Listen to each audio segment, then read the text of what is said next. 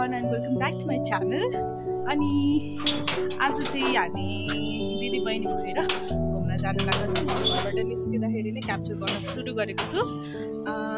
आज चाहिँ तिहार को अघिल्लो दिन हो अनि हामी दिदी बहिनी भएर यहाँ बहिनी चाहिँ स्कुटर पुस्दै छिन् अनि हामी दिदी बहिनी भएर चाहिँ हामी धुलीखेलसम्म गएर घुमेर आउँछौँ किनकि हाम्रो तिहार त छैन, त्यही भएर घरमा बस्दा बस्दा बोर भयो हामी अनि त्यही भएर यसो एक्सप्लोर गरेर आउँ।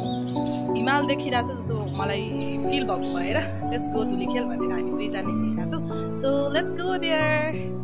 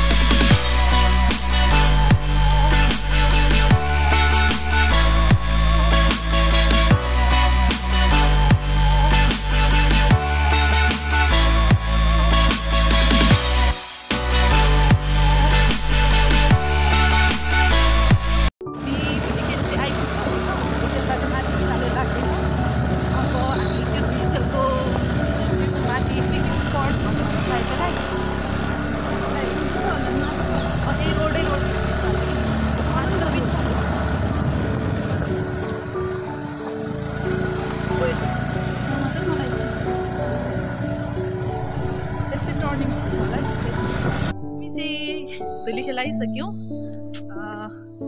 सन्जिनाले राम्रोसँग चलाएर ल्याइन हामीलाई अनि त्यस पछाडि हामी चाहिँ यहाँ अहिले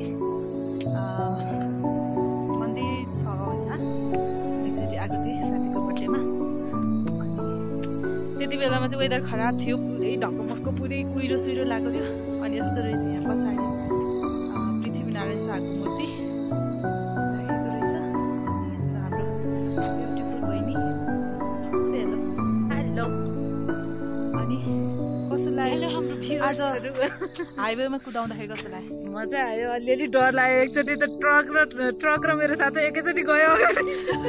ट्रक ठुल्ठुलो भेहिकल्सहरू आउँदाखेरि चाहिँ अलिकति कन्सियस भएको थियो गाडीलाई पास हुन दिइरहेको थियो, नत्र चाहिँ सी राइट सो हो। अब चाहिँ हामी यहाँ माथि मन्दिर छ, माताको मन्दिर जस्तो लाग्छ मलाई अनि त्यहाँ भिजिट गर्न जान्छौँ है।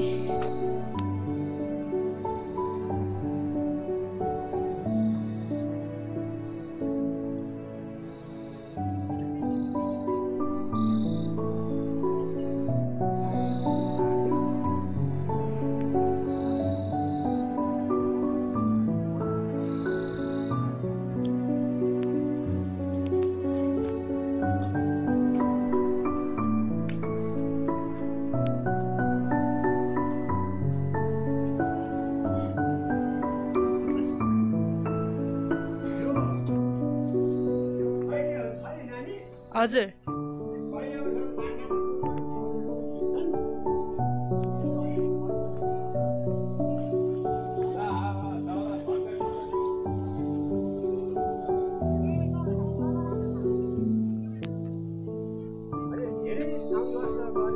पृथ्वीनारायण शाहले यो 26 राज्य एकीकरण गर्दाखेरि है अनि हजुरको यो काभ्रेमा 4 वटा कोट यो काभ्रे यो भन्नुपर्दाखेरि 4 वटा काभ्रे कोट भलेकोट मेचेलकोट अर्को एउटा कोट तर यो चाहिँ खासै हामीहरूले चाहिँ अब यो राजनीतिक विषयमा सेना